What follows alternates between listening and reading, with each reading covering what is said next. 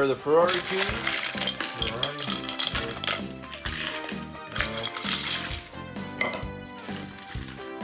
Yes. There we go.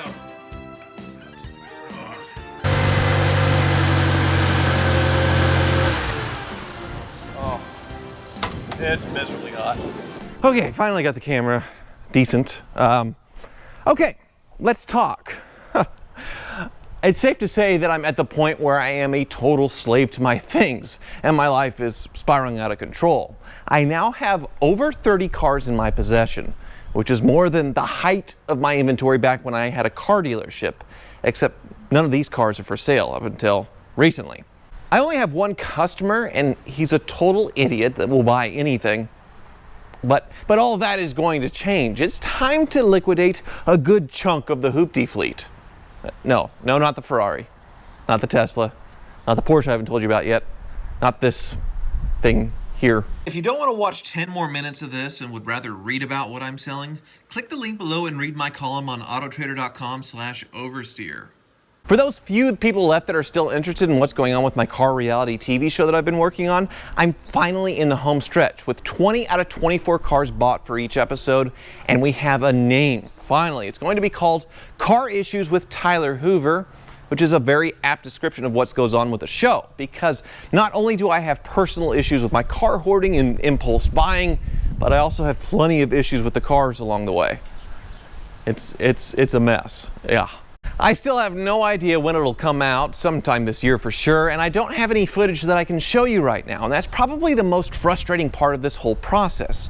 The crew and I have been busting is putting in 14, 16-hour days and traveling all over the country buying cars and doing crazy stuff with them. But unlike YouTube, I don't get the instant gratification of editing the video and putting it all up the next day. There's people in California actually editing away the footage, putting together something that's actually high quality rather than what you're currently used to, watching things with my potato camera and the 80s public access quality sound. But with all this time, energy, and creative juices getting poured into this show, my YouTube channel has certainly suffered a bit, and I'm sorry about that. A lot of you have sent emails griping about how I don't do anything with my cars anymore, and it really is because I simply do not have time. I'm not going to come back from traveling where I filmed an episode at a drag strip or a racetrack or an off-road park only to immediately leave my house and travel hours away to do it again for YouTube. Plus, the videos where I actually go and do something fun here on YouTube don't get nearly the views of me just standing in my driveway acting stupid. It sucks, but it's true. Still, when the show wraps in early July, it'll be back to business as usual. Don't worry. So there will be an update on all the projects and plans that I have for them soon, but keep in mind there have been already completed projects like the Lexus Land Cruiser, which I finished and then promptly ruined by dunking it in some water, but also the NOS kit has arrived for my Prius. Yeah, you heard me right on that one. But this episode is about cars that I'm giving up on, the ones that I've sold and the projects that I'm abandoning. And to show you which ones, we'll have to travel to my storage building, the main murder scene to my financial security and personal sanity. And I'll need the camera to come with me, so we'll just turn you off.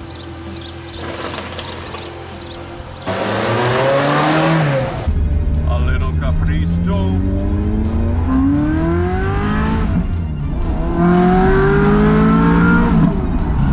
That never gets old.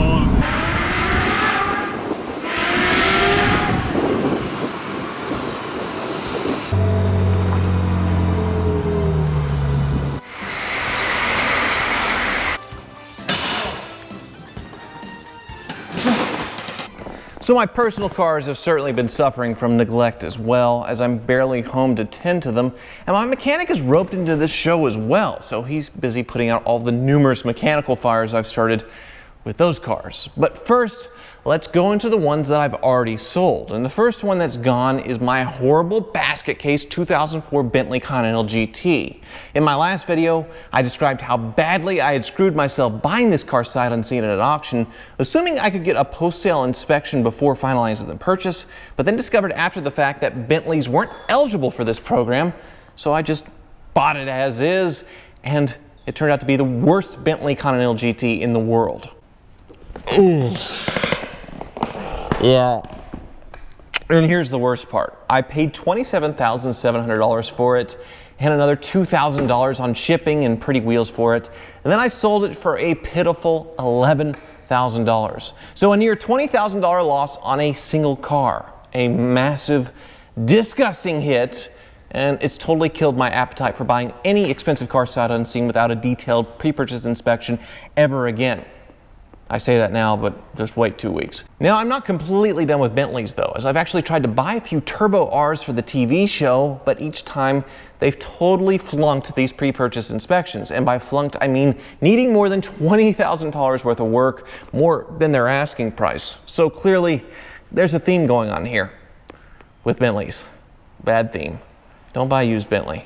But not every one of the cars that I've sold have been such a massive loss, as there was one that I actually made some money on. Somebody actually talked me into selling my 1993 Lexus ES300 with the rare 5-speed manual that I bought for only $200 after it was parked abandoned under a tree for years. And only with fresh oil and some tires, I made a 300-mile trip home, and then I sold it to this guy. He also has a DeLorean for $2,500, meaning I cleared over $1,500 in profit from that car, but also I got rid of one of the cars that pretty much guaranteed was always going to start and run for me no matter what. So it's kind of a push, because a lot of these don't want to start right now. Since it was so easy to drive, I actually used the Lexus to teach my girlfriend how to drive a manual transmission with it. But I think she's forgotten already how to do that. And speaking of girlfriend's cars, I'm also getting rid of the BMW M3 that I gave her for Christmas. She was super polite and nice about it, but since buying it for $3,000 and giving it to her broken as a Christmas gift, horrible gift, it's had another $3,000 spent on it in various repairs. So it's a nice driver now at this point, but we're 6 months later. She's totally forgotten about it. I'd like to get $5,000 for it, and I'll be thrilled at that, but it's still a loss, and you know, pretty bad loss, but nowhere near the Bentley. It's actually up at the Wizard's car lot right now looking for a buyer. And now the other cars going are the ones you see right here. I've actually sold a few of them already, one of them being the Cayenne Turbo. Since posting that video last week, I got over 50 emails from people wanting to buy this thing. You guys are all crazy, but anyway, one guy paid me for it. He lives in the Washington, D.C. area, and he's deciding whether he's going to ship it or drive it home. Should be fine either way, but at only $7,000 for what I sold it for, even if he does have a few minor issues, it's definitely worth it. Still, everything's working right now. I'm hoping it stays that way.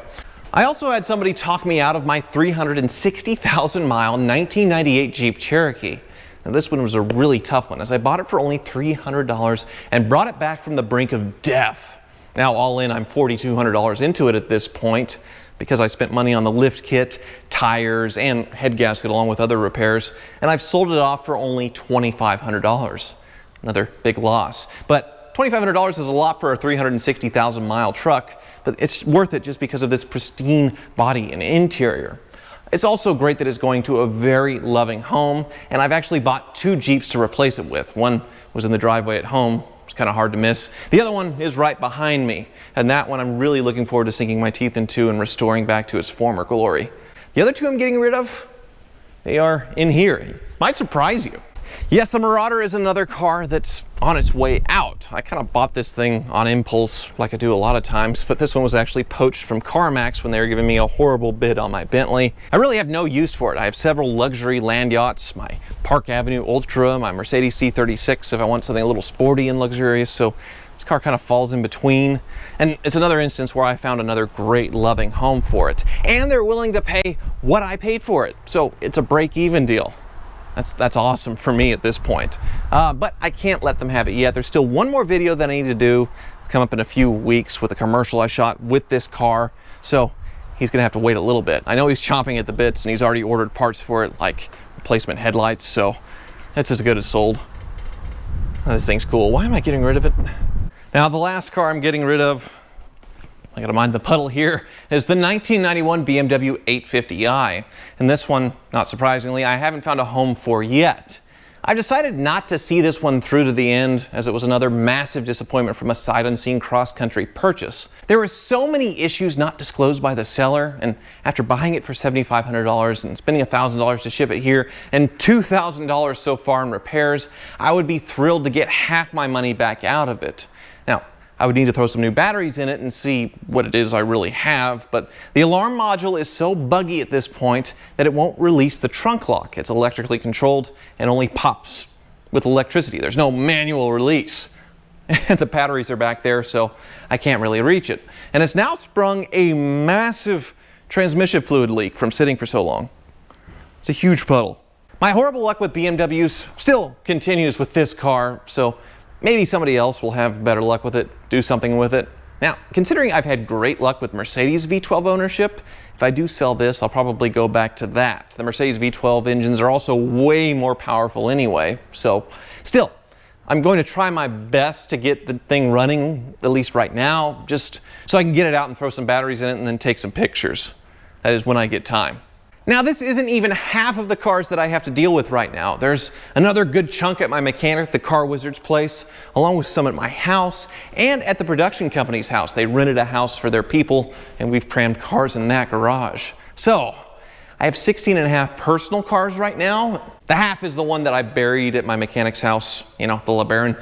But there's going to be 24 TV show cars that I'm going to want to keep a good chunk of those as well. So I'm going to be right back to where I am once I sell off these 7 cars and they're gone.